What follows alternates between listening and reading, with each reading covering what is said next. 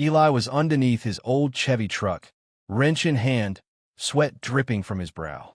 The summer heat pressed down like a stubborn weight, but he didn't mind. Working on engines always helped him clear his mind. Just as he was tightening a bolt, his phone buzzed on the edge of the toolbox. He wiped his hands on a rag and answered. At first, all he heard was heavy breathing. Then came the tremble. Grandpa Frank's voice, usually steady, warm, and full of quiet authority, sounded small. Frail.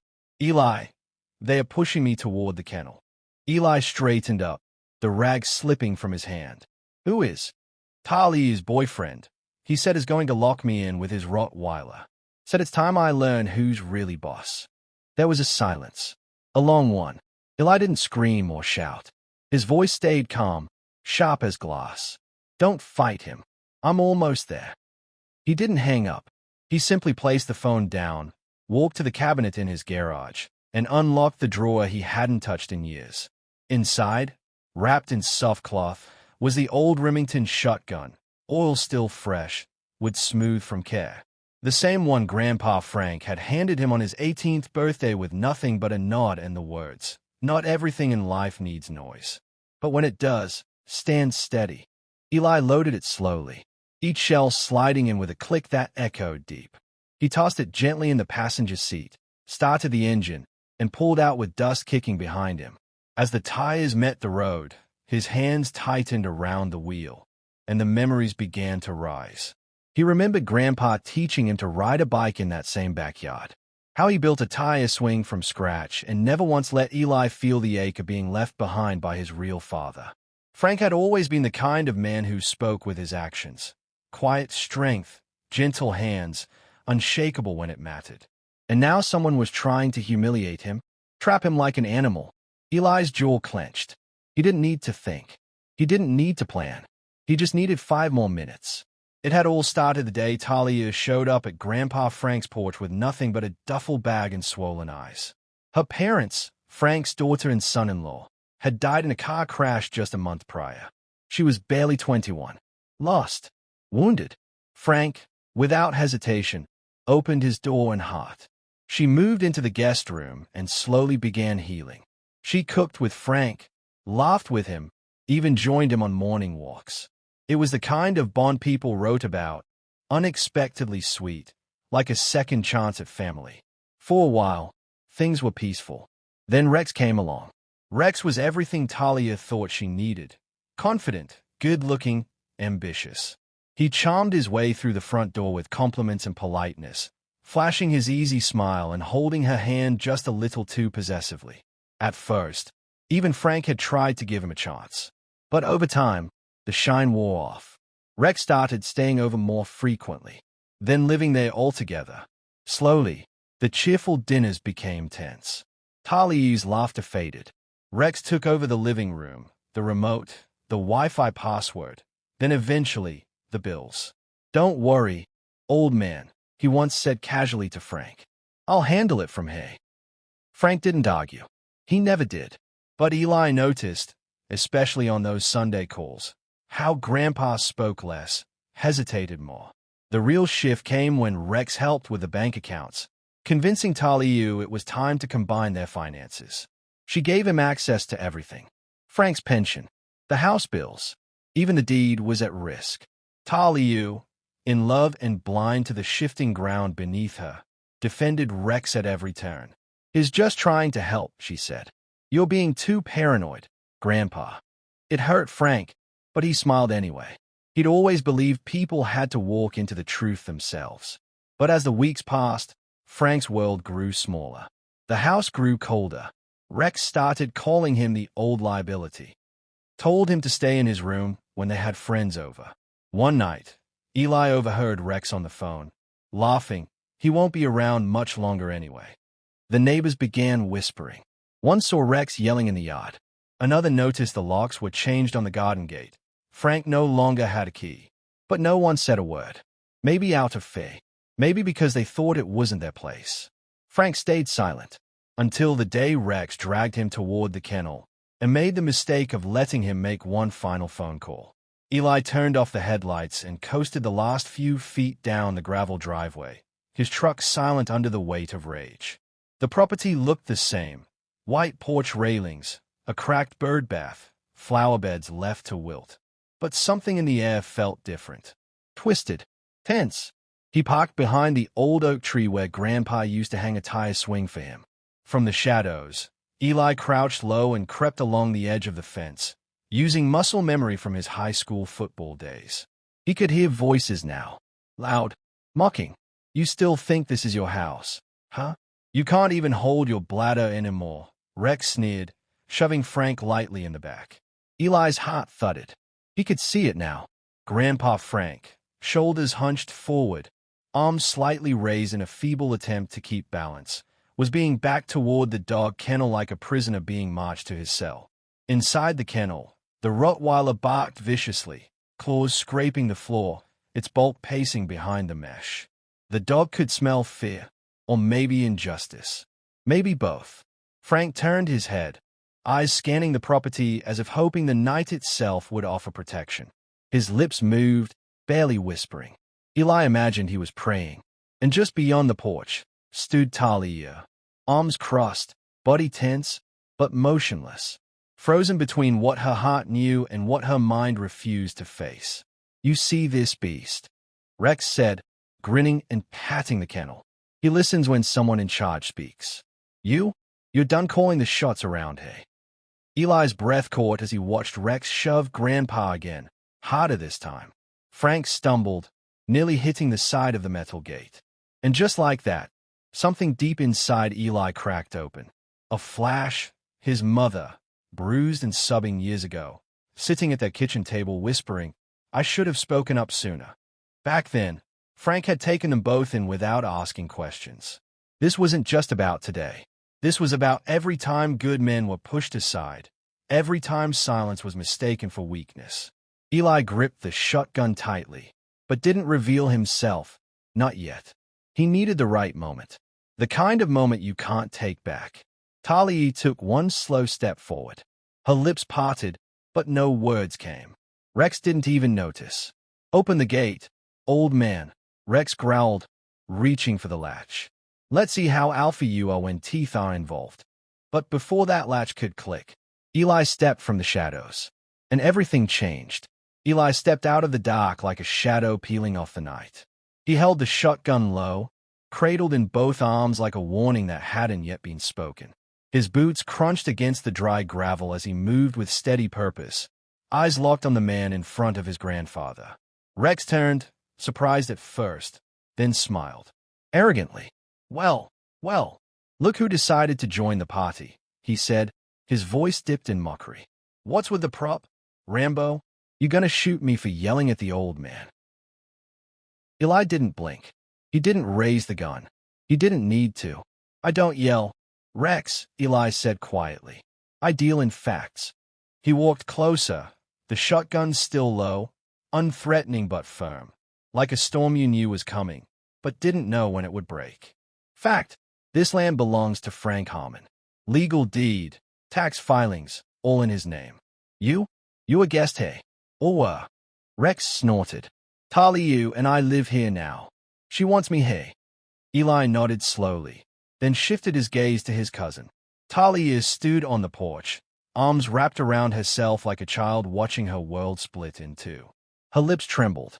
Another fact, Eli continued, still not raising his voice. You've got priors, Rex.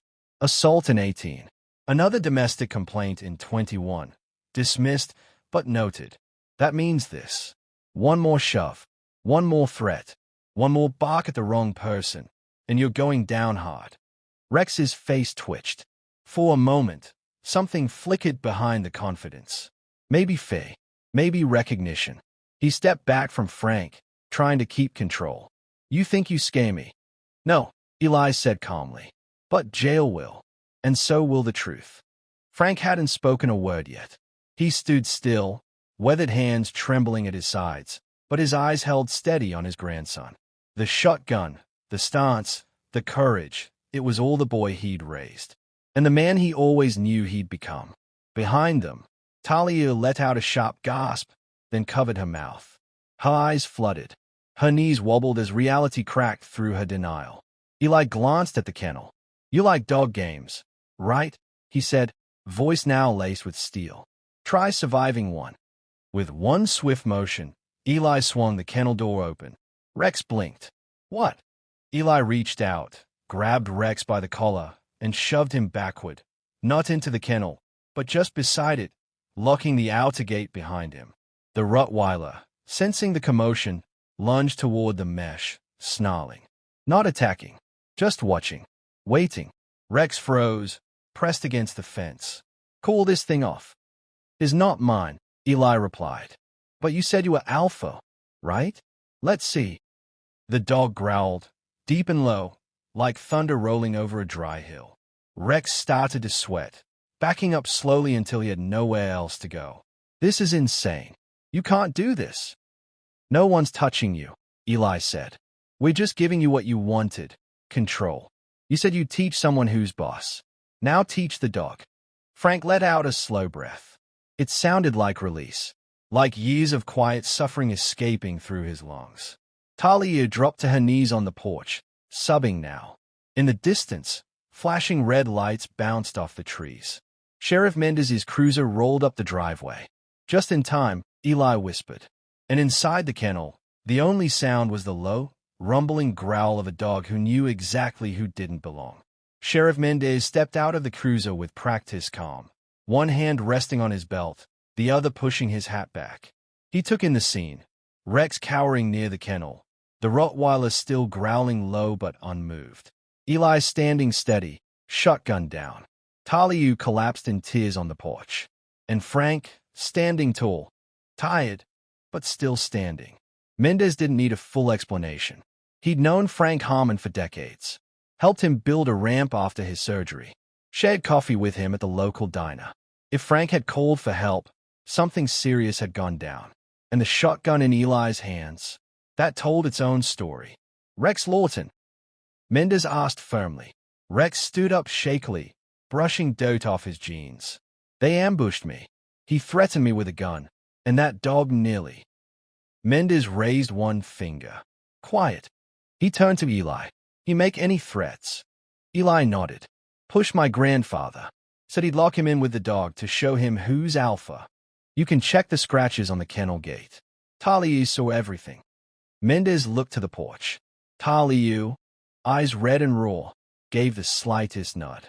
"That'll do," Mendez said, stepping forward. "Rex Lawton, you're under arrest for elder abuse, harassment, and trespassing. You have the right to remain silent." The words faded into the background as Frank leaned into Eli's side, just slightly. A breath, then a sigh. When Rex was finally cuffed and loaded into the cruiser, Mendez gave Eli a firm pat on the shoulder. "You did right by him. Let the courts handle the rest." The cruiser's lights disappeared down the road. Frank turned toward Eli. His lips quivered. Then, with the strength he had left, he pulled his grandson into a hug. A full embrace, one that carried decades of gratitude, love, and unspoken trust. "You came," Frank whispered, tears trailing into Eli's shirt. "I knew you would." Eli didn't speak. He just held him tighter. Then he turned to Talia. She hadn't moved from the steps, her arms wrapped around her knees, her hair falling across her face. She looked up as Eli approached, guilt staining every inch of her features. "I didn't know," she said. "I didn't see it until now." Eli crouched beside her. "You weren't the villain, Talia. But now you get to decide who you'll be from here on out. Whether you heal or keep letting pain win." Her lips trembled. Then her shoulders shook as sobs poured out. She crawled over to Grandpa and buried her face in his lap. "I'm so sorry, Grandpa. I'm sorry I let him hurt you. I should have protected you." Frank didn't speak. He simply placed his trembling hand on her back, rubbing gently like he used to when she was small and frightened by thunderstorms. The Rottweiler, silent now, padded up beside them, its fierce growl replaced by calm eyes. It sat beside Frank, then lowered its head gently onto his lap, right next to Talia's. A silent truce. The wind rustled the trees above them. The night had grown still. Eli leaned against the porch railing and finally allowed himself to breathe. The damage had been done, but healing had begun. The courtroom was quiet, too quiet, as Rex adjusted his tie with a smug half-smile. He sat beside his lawyer, shifting in his seat like a man who believed this was just a misunderstanding, one that a little charm and clever words could sweep under the rug. Across the aisle, Grandpa Frank sat upright, a cane resting against the bench. His hands trembled, not from fear, but age. Beside him, Eli sat firm, a stack of documents and a binder on his lap. Talia sat behind them, fingers clasped in her lap, eyes lowered. Judge Carter entered with the authority of someone who'd seen too many family tragedies unfold within these walls. He glanced over the file and adjusted his glasses. This is a hearing for the matter of unlawful residency, financial exploitation, and elder abuse. Both sides will be heard. Facts only. Rex stood first. His voice was smooth, practiced. Your Honor, I've lived in that home with Ms. Harmon, Talia, for over a year. I contributed financially, took care of maintenance, and offered emotional support to the household.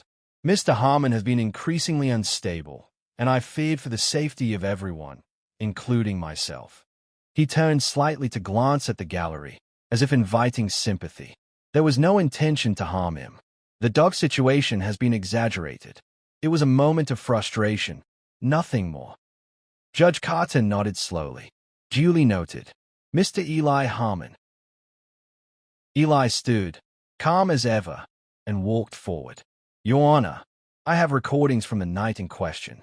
This includes a voicemail from my grandfather stating that Rex threatened to lock him in with a Rottweiler to teach him who's boss. I also have signed witness statements from 2 neighbors who heard shouting and saw Rex shove my grandfather. He passed the binder to the bailiff, who brought it to the judge. Eli continued. In addition to that, we've included bank statements showing unauthorized access to my grandfather's pension funds, multiple online transfers initiated from a shared account controlled by Mr. Lawton, and a notarized copy of the deed showing Frank Harmon is the sole legal owner of the residence. Judge Carter flipped through the pages, scanning the evidence. He paused at a photo, Frank's bruised shoulder, and set it down with a sigh. Any comment from Ms. Harmon? He asked. Talia stood up slowly. I didn't know what was happening. I didn't see it, but it was real. Everything my cousin said. He's not exaggerating. Rex manipulated me, and he hurt my grandfather. The room fell into silence once more. Judge Carter leaned back. The facts are clear.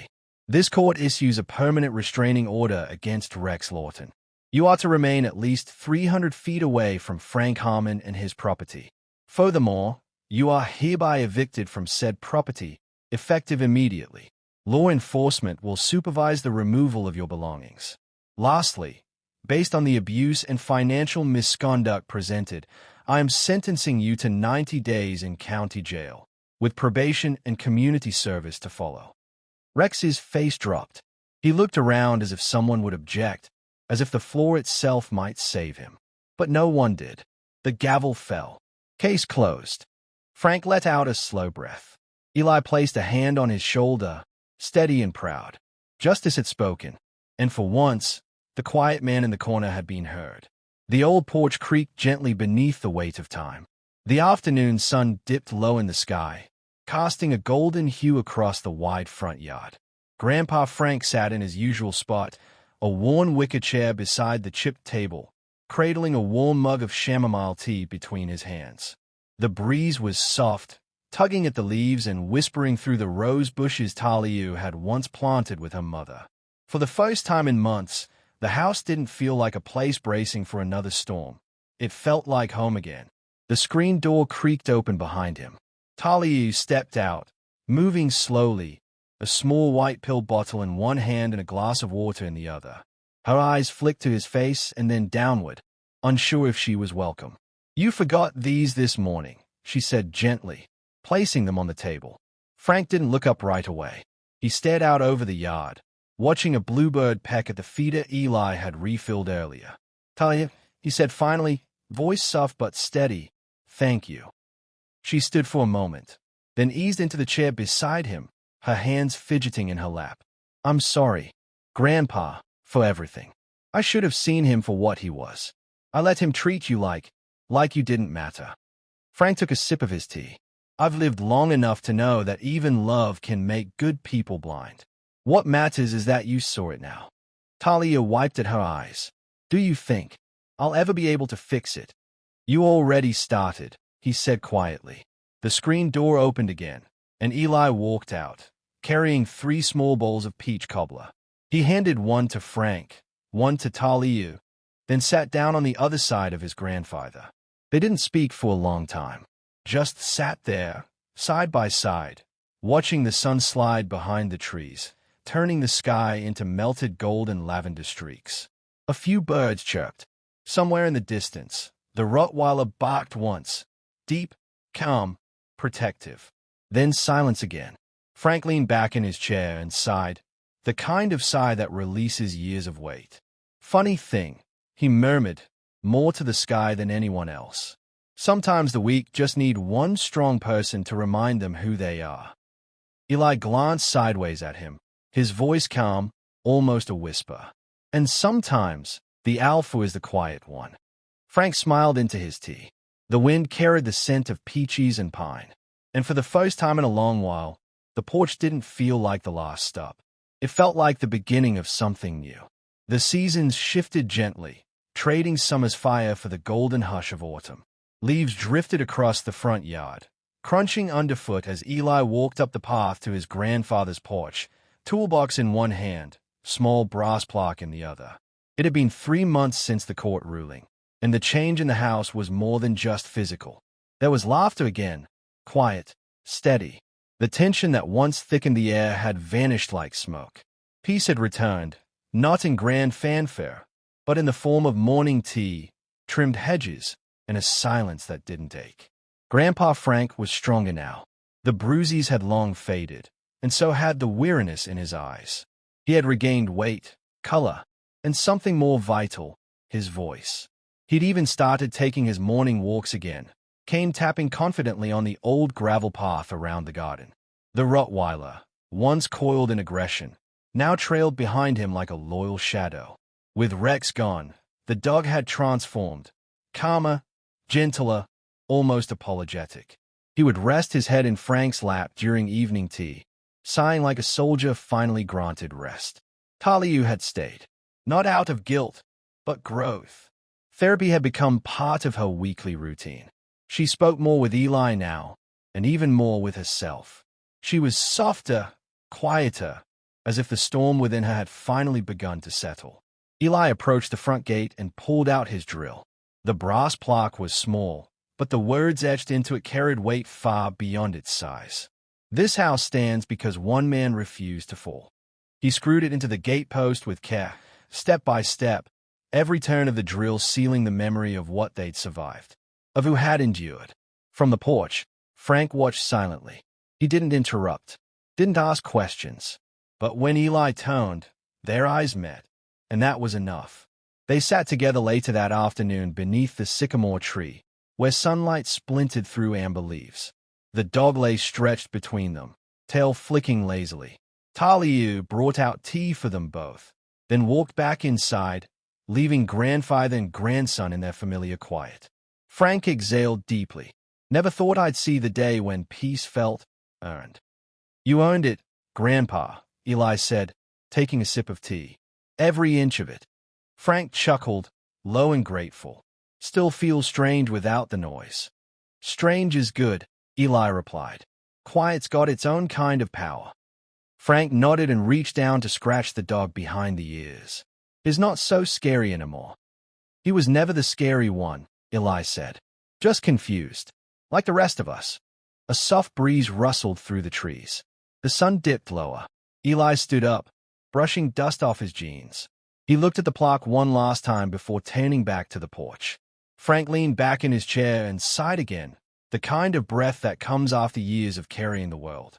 Eli paused before stepping inside. He turned to the quiet yard, the warm home, the man who had once given him everything when he had nothing. And softly, as if speaking to the past itself, he said,